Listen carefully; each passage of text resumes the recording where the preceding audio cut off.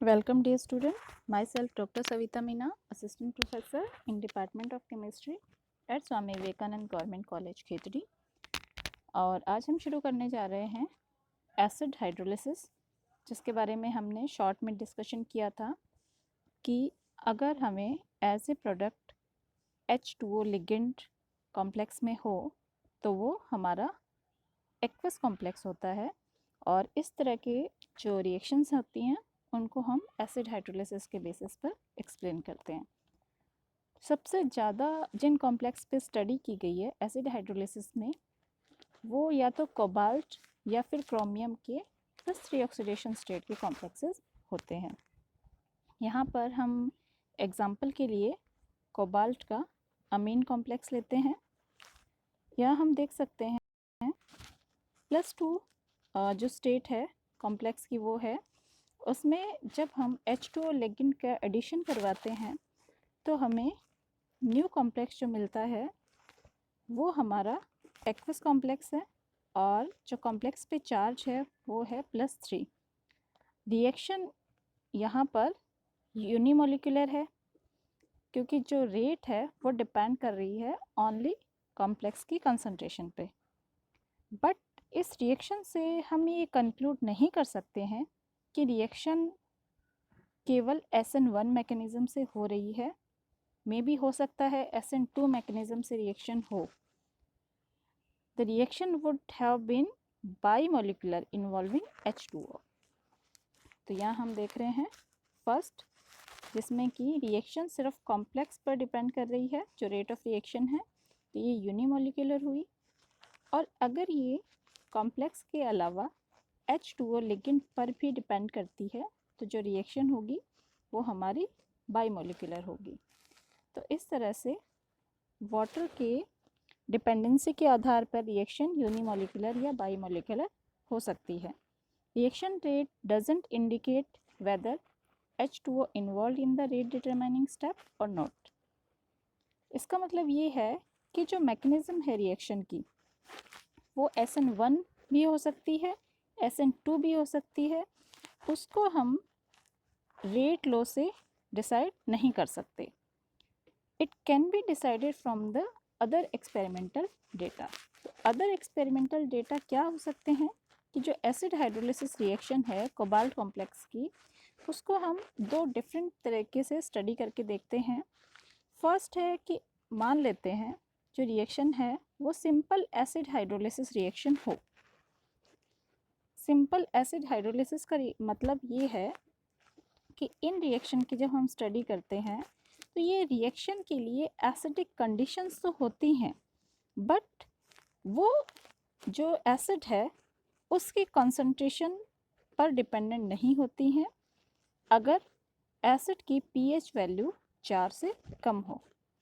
Second होता है कि ये एसिड कैटेलाइज एक्वस रिएक्शन भी हो सकती हैं। एसिड कैटेलाइज एक्वस रिएक्शन में क्या होता है, इस टाइप की रिएक्शन में जो हाइड्रोलिसिस है, रेट ऑफ हाइड्रोलिसिस है, वो एसिड कैटेलाइज होता है। अब सबसे पहले हम बात करेंगे फर्स्ट मेथड के बारे में, जो हमारा है सिंपल एसिड हाइड्रोलिसिस रिएक्शन।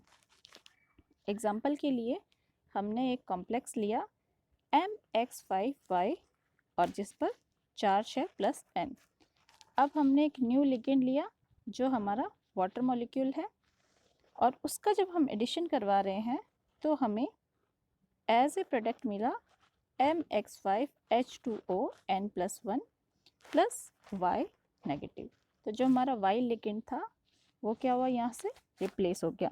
तो इसके बेसिस पे हम ये कह सकते हैं कि ये फर्स्ट ऑर्डर रिएक्शन है, क्योंकि जो रेट ऑफ रिएक्शन है वो डिपेंड कर रही है ओनली कॉम्प्लेक्सेस पे, वाटर मॉलिक्यूल पे आने वाले लिगेंड पर डिपेंड नहीं कर रही है। ये इसका एक मैकेनिज्म हुआ। सेकंड हम बात करते हैं कि हो सकता है मैकेनिज्म ऐसे ना हो, मैकेनिज्म में इस तरीके से हो कि पहले एक स्लो स्टेप रिएक्शन हो, स्लो स्टेप में हमारे जो लिगेंड है वो इससे डिटैच हुआ है Y ligand, and second step जो फास्ट स्टेप है उसमें जो लिगेंड है न्यू लिगेंड उसका एडिशन हुआ है तो हमारे पास जो कॉम्प्लेक्स बना वो है MX5H2N+1। जो ऊपर की प्रोसेस थी उसको हमने डिटेल में बताया है कि एक्चुअल में यूनिमोलिकुलर रिएक्शन या फर्स्ट ऑर्डर रिएक्शन भी 2 स्टेप में होती हैं। फर्स्ट स्टेप स्लो होता है और वही रेट डिटरमाइनिंग स्टेप होता है। इस स्टेप में जो कॉम्प्लेक्स है, कॉम्प्लेक्स का जो कंसंट्रेशन है उसी पर इसका जो रेट है वो डिपेंड करता है। तो जो रेट ऑफ रिएक्शंस इसका हुआ फर्स्ट ऑर्डर। अब हम बात करते हैं, यही रिएक्शन सेकंड ऑर्डर हो सकती थी अगर जो कंसंट्रेशन है कॉम्प्लेक्स उसके अलावा रेट ऑफ रिएक्शन आने वाले लिगेंड जो वाटर है उस पर भी डिपेंड करें।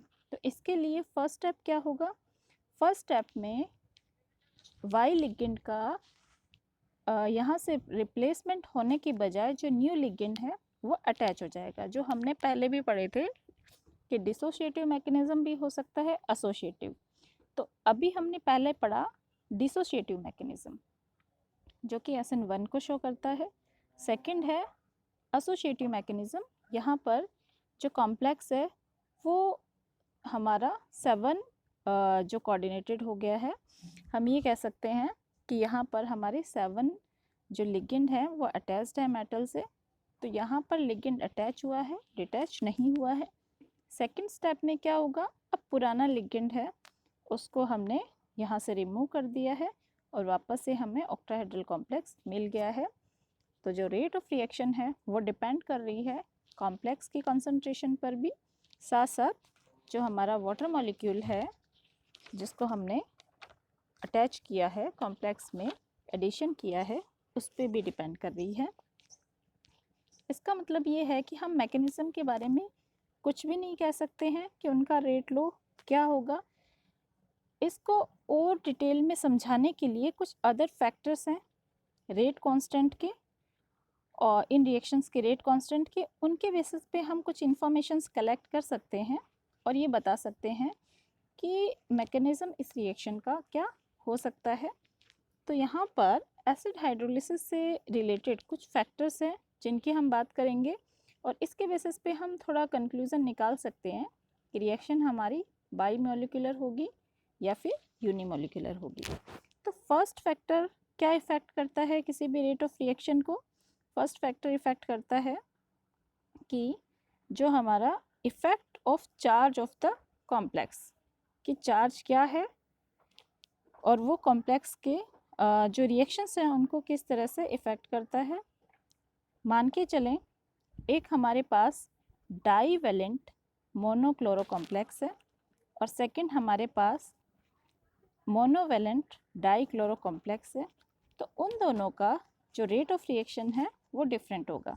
डाईवेलेंट मोनोक्लोरो कॉम्प्लेक्स का जो रिएक्शन है वो अबाउट 100 टाइम्स स्लोअर होगा देन मोनोवेलेंट डाईक्लोरो कॉम्प्लेक्स। इसका मतलब ये हुआ कि जैसे जैसे कॉम्प्लेक्स पर चार्ज इंक्रीज होता है उसके साथ साथ रेट ऑफ रिएक्शन डिक्रीज़ होती है और जैसे जैसे जो चार्ज है वो डिक्रीज़ होगा कॉम्प्लेक्स पर, जो रिएक्शन की रेट है वो इंक्रीज़ होगी। Hence the acid hydrolysis of monovalent complex proceed by SN1 mechanism in 2 step। तो इसका मतलब हम बोल सकते हैं कि जो हमारा एसिड हाइड्रोलिसिस है वो मोनोवेलेंट कॉम्प्लेक्स के जो SN1 मैकेनिज़्म है उसके थ्रू होता है। नीचे हमने एग्जांपल दिए हैं, एक में हमने लिया है मोनोवेलेंट डाईक्लोरो कंपाउंड, एक हम ले रहे हैं डाईवेलेंट मोनोक्लोरो कंपाउंड। तो दोनों की रिएक्शंस हम देखें। इस रिएक्शन में स्लोअर स्टेप है फर्स्ट और सेकंड जो है हमारा ये फास्ट स्टेप है। फर्स्ट स्टेप में क्लोरो मॉलिक्यूल है वो डिटैच हो रहा है, सेकंड स्टेप में जो हमारा वाटर मॉलिक्यूल है वो अटैच हो रहा है। तो acid hydrolysis of divalent complex जो है वो भी 2 स्टेप्स में ही होती है। ये हमने बात की है यहाँ पर कि अगर हम लेते हैं मोनोवेलेंट डाईक्लोरो कॉम्प्लेक्स तो 2 स्टेप में रिएक्शन हुई। अब हम नेक्स्ट बात करेंगे कि अगर हमने लिया डाईवेलेंट मोनोक्लोरो कॉम्प्लेक्स तो उस कंडीशन में क्या होगा। उस कंडीशन में भी हम देख सकते हैं कि रिएक्शन 2 स्टेप में हो रही है। पहले ये 6 कोऑर्डिनेटेड जो हमारा इंटरमीडिएट है ये कन्वर्ट हुआ है 5 कोऑर्डिनेटेड इंटरमीडिएट में, जिसमें क्लोरो मॉलिक्यूल बाहर निकल रहा है रिएक्शन से। उसके बाद सेकंड स्टेप में, फर्स्ट स्टेप स्लो था, क्लोरो मॉलिक्यूल यहाँ से डिटैच हो रहा है। सेकंड में क्लोरो आयन, सेकंड में जो हमारा H2O मॉलिक्यूल है वो वापस से अटैच हुआ है कोबाल्ट कॉम्प्लेक्स से, और जो ऑक्सीडेशन स्टेट है वो कॉम्प्लेक्स की सेम है। तो पहला स्टेप स्लो है और सेकंड स्टेप जो हमारा है वो फास्ट है। हमने दो तरह की रिएक्शन देखी, एक हमने देखी कोबाल्ट कॉम्प्लेक्स मोनोवेलेंट डाइक्लोरो था, सेकंड हमने देखा जो कोबाल्ट कॉम्प्लेक्स है वो डाईवेलेंट मोनोक्लोरो था।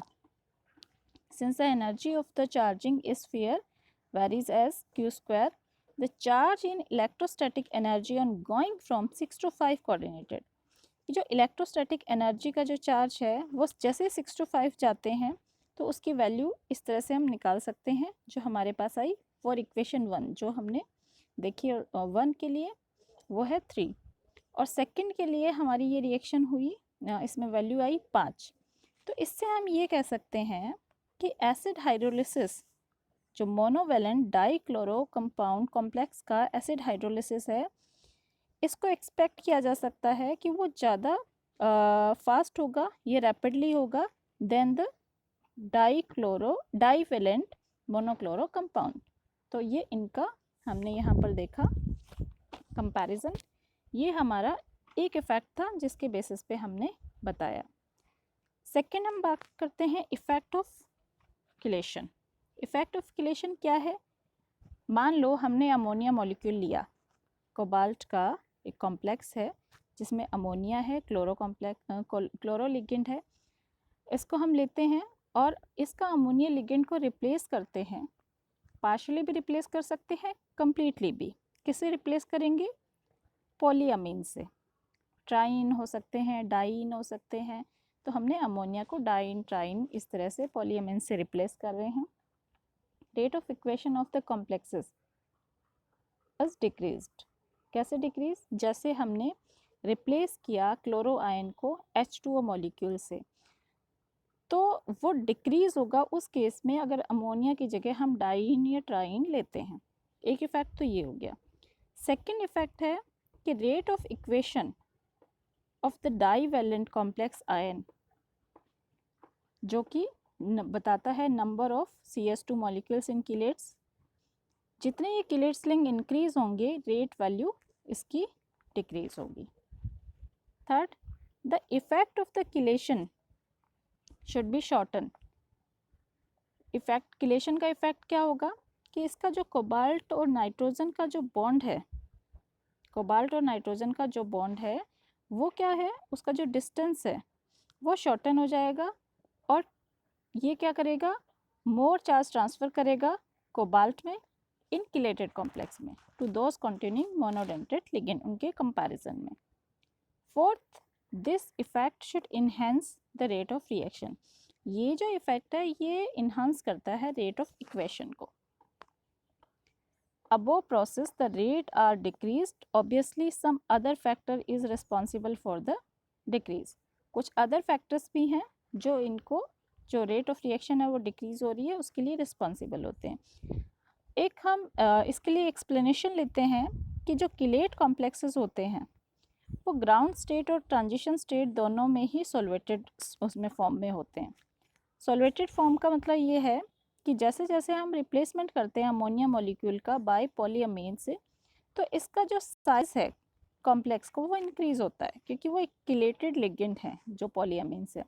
किलेटेड कॉम्प्लेक्स का साइज बड़ा होगा, जितना साइज बड़ा होगा आयन का उतनी ही लेस इसकी सॉल्वेशन एनर्जी होगी और उसकी वजह से ये बहुत easily, less easily it will be form, then the rate of reaction is slow down.